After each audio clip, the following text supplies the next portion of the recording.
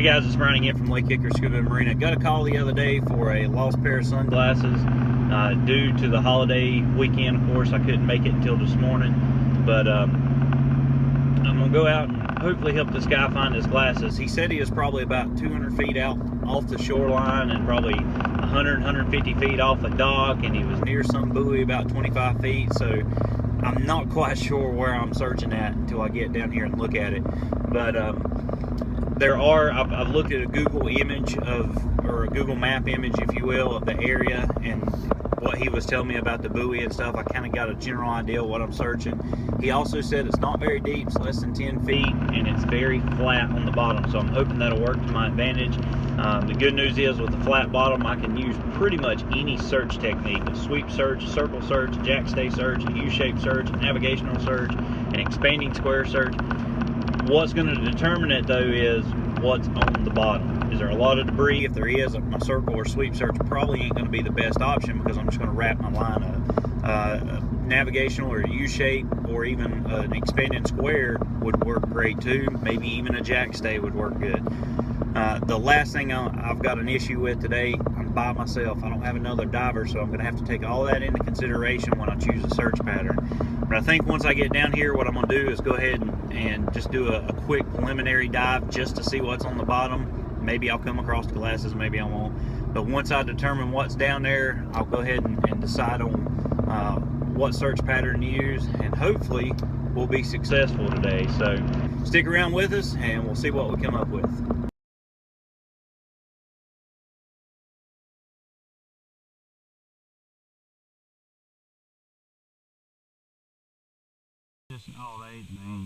They're right where you lost them if I can find them. Out. All right.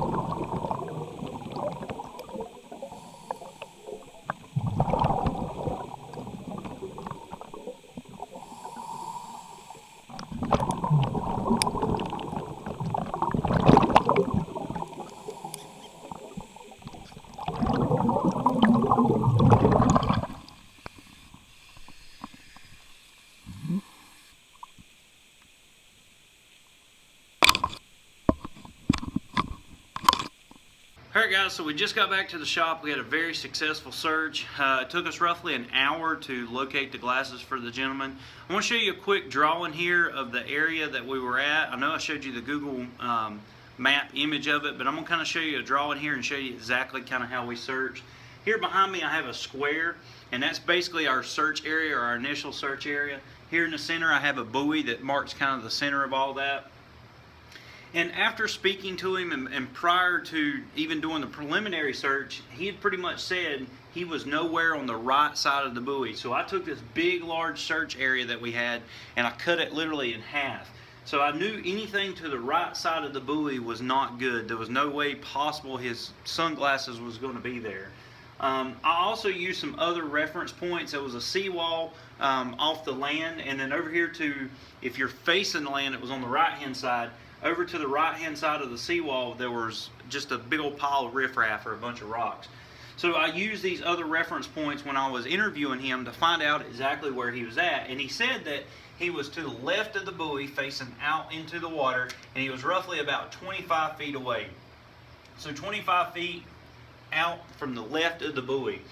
Then I asked him if he remembers seeing anything here on land, the seawall, the rocks, or anything like that, where he thought he might have been when he fell off. And he says he was roughly probably about 5 to 10 feet or so to the right of the seawall. So if I drew a line 5 to 10 feet, that's going to put my object that I'm searching for somewhere in this region.